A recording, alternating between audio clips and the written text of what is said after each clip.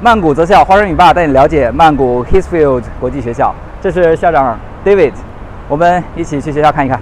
So these are nursery kids.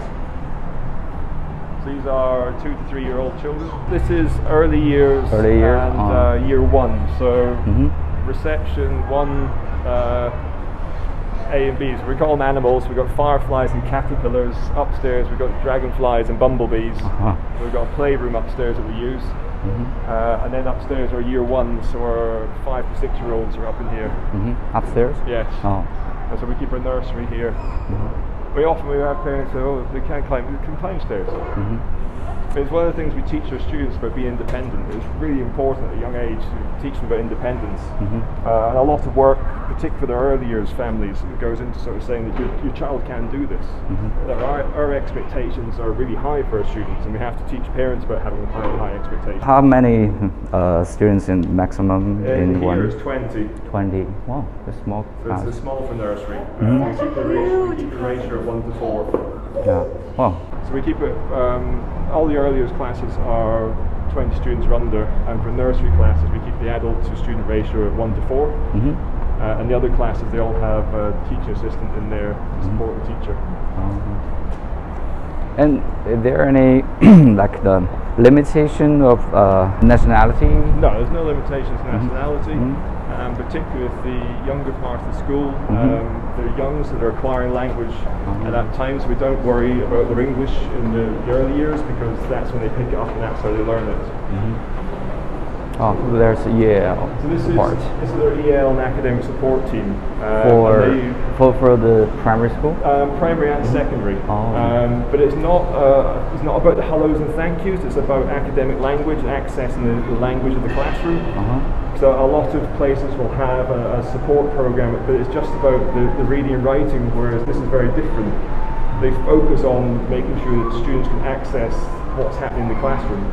So they teach them the skills on how to read questions, how to pull the information out of that question, how to access in class.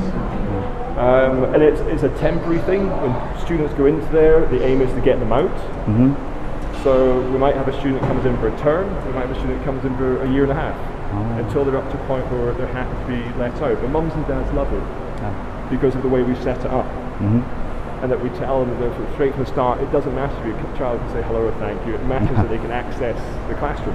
That's more important than anything else. And it boosts their confidence. And you hear the happiness, particularly the year 1s and 2s, they come down to this lesson because they know in that lesson they're always the stars, they're always the top of their class. Cool. ICT room. Computer. Each class has got a 2-form entry. And so if you were to look into year 2, here. Over there. Year 2, year 3. So this is the penguins, and the elephants are over there. So year 2 elephants, year 2 penguins. It's a off. It's one of the things that I'm really proud of is displays in the school. It's one of those things where we celebrate students' work, and it's really important to celebrate what they do in the class and show it off to everybody. So they make sure their work is up. This is year 5. Yeah, so we've got year 5 dragons and tigers. We'll go see the tigers, see what they're up to. We teach Thai to our students as well, so they have Thai language and culture as part of the required curriculum. And the animal name of the classroom is just from the teacher, or teachers just sat down and said, you've got to choose your animal names. So we've got tigers, wolves. The only one we're worried about is the dragons, because it's not a real animal.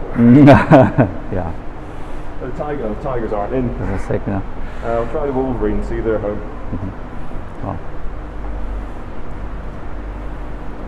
Year 6.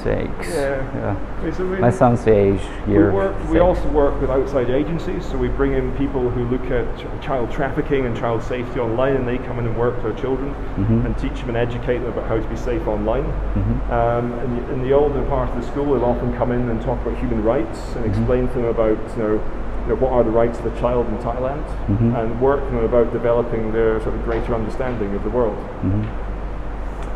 For year 6, there are 1, 2, 3, 4, 5, 15? 16? 16, yeah.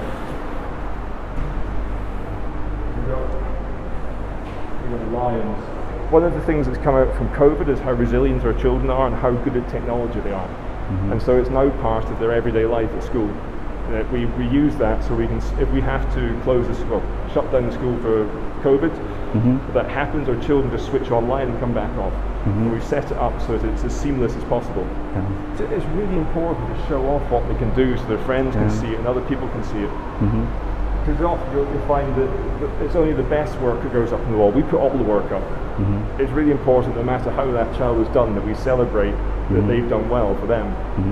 So that's the dancing room. Yes, we've got a dance room. We run K-pop, we've had ballet in the past, hip-hop dance. We enter dance competitions.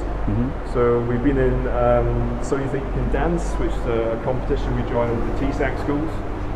So we're a member of TSAC, which is the Thai International Schools Association Committee. We organise sporting events and arts events.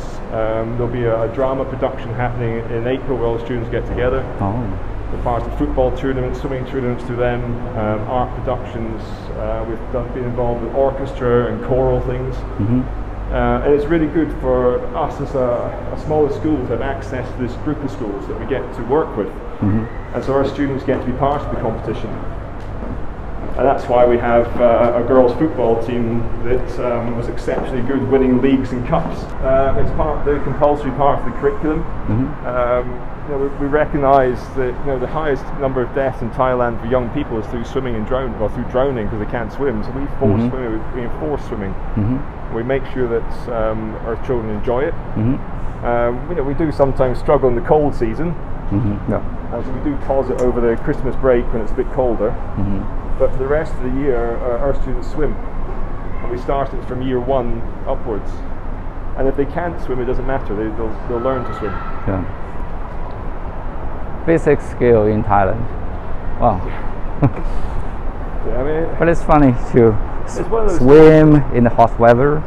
It's this time of year where the deaths increase from drowning because the kids go off and swim in the rivers and they don't know what they're doing. And so it's just so important to teach them how to swim.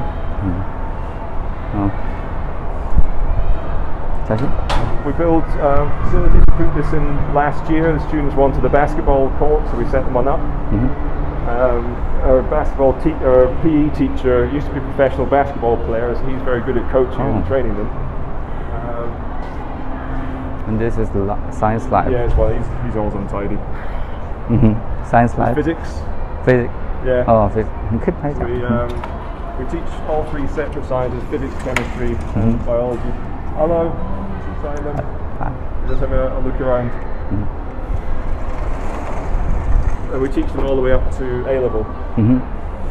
And so, because we recognise that the A-level programme is always going to have a small number of students in it, we're happy to run a course for 1 student. We have to, so that they can get the choice they need for university. So, 2 years ago, we started English language at A-level. And that had 1 student taking it because that was her interests, and this year we've got 3. Next year we've got 5 signed up to study English language at A-level. All the students have their devices in there, so we put everything online that we can now, because it also helps if they're off sick, if they're off doing something else. We run science clubs for younger students, and one of the really nice things about school is people like Miss Jackson here, she'll go down and visit the early years and do some work with them. So last year they were studying about the body, so she took down the biology body down to show them all the organs, had the children take it out. For the year 3s they were looking at rocks, and the head of secondary is a geologist, so she went down to show them about rocks and teach them about how rock cycles happened. And so you've got this really nice opportunity here that our teachers from higher up the school can go down and work with younger students. It's just one of those nice things about having a smaller size school. We can make that happen. A student in years 7, 8 and 9 must do a library lesson, and the teachers bring them down, and it starts to build up the love of reading. Further down the school in primary they always have a library session, and so they get to come in here. Hello, Miss Cupcake. Morning. This is Miss Cupcake, our librarian. This is her domain, and she takes good care of it. And our older students, they'll come down, they can do reading with the younger ones, so it's organised that they get the opportunity to work with the younger students, and they'll come down and read with earlier students. But again, it's part of the family feel of the school, is that they have that opportunity to come down, and not every student ever gets that, but they can come and they can work with someone who's 3 or 4 years old. And one of our A-level students is currently writing an essay about language acquisition, so she is coming down and interviewing earlier students and teachers about how they learn. And as part of her international project qualification, she's writing a 4,000-word essay about language acquisition, and then she'll do a presentation about it to me and some of the other teachers. But because of the size of the school, she has that opportunity to go and speak to people about it. So that's have to read, she can go to the classroom and meet these young students. These are two of the A-level students, where they work and do their independent studies in. And they all work exceptionally hard. So they do art all the way from year 1 up to year 11, and we'll have year 12 art next year if the 2 students are interested. Oh, so that's why year 1 students coming out from here. We bring them over to study art with a specialist.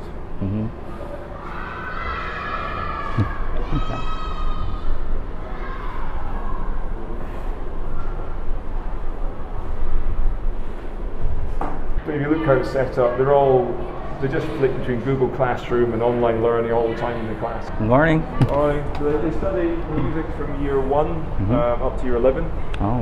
The students choose it for their IGCSE options, but they have to be able to play an instrument if they want to do it for IGCSE.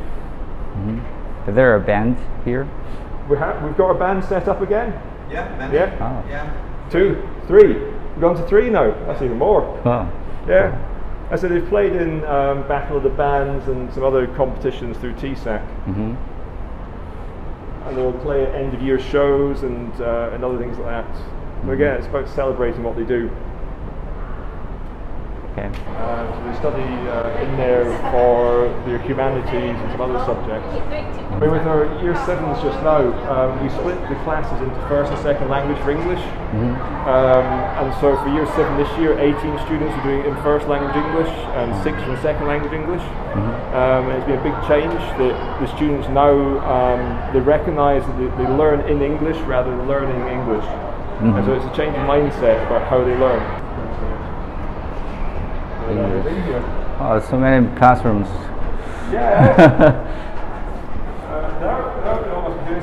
So this is year 13 English. Only one? She was the first student to take it. And so she said she wanted to do it, so we ran it for her. And I said that this year we've now got 3 in there, and then for year 12, and then next year 5 have signed up for first language English to do it at their A-levels. And it's not an easy course. It's a course where they study how language is formed, how language is acquired. It's been challenging for them, but they very much enjoyed it. Economics, business. So we've got business and economics, psychology, which has become very popular. This is A-level maths. Again, we had one student who wanted to study maths at year 13, so we put them in.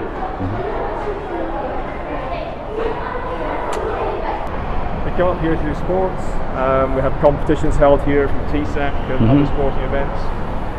And they all do PE once a week and swimming once a week. Other than when it's too cold to swim, then they just do PE twice a week. So it's for year 1 and up, it's a self-serve canteen. They come in and choose what they want from a buffet. And they get a snack at break time and an afternoon snack and lunch. 2 snacks time. Yeah, it's a snack time, lunch time, and afternoon. If they have... Just a lunch. If they have special dietary requirements, the nutritionist will help build a menu for them, so they'll get a correct meal every day. So these are the allergy or some veggie? So if they've got religious reasons or allergies or anything like that, they will make sure that someone comes in and they get the food that they need. 这里是有就是一些过敏的呀，或者是有一些素食的呀，还单独准备了。It's all cooked fresh every day. Food House is the company that runs it. They're excellent. It's a food company. Many options. So they have the cooked food. They have salads. Sandwiches. salad, sandwich, and the always popular middle bar. We used to be. So we were with them for 10 years, in partnership with them. And now we are a standalone school of Heathfield, Bangkok. But we also have Heathfield and Vientiane now, Heathfield Vientiane. Oh, sorry. Lau. So Heathfield Lau, the school owner owns there as well. Okay.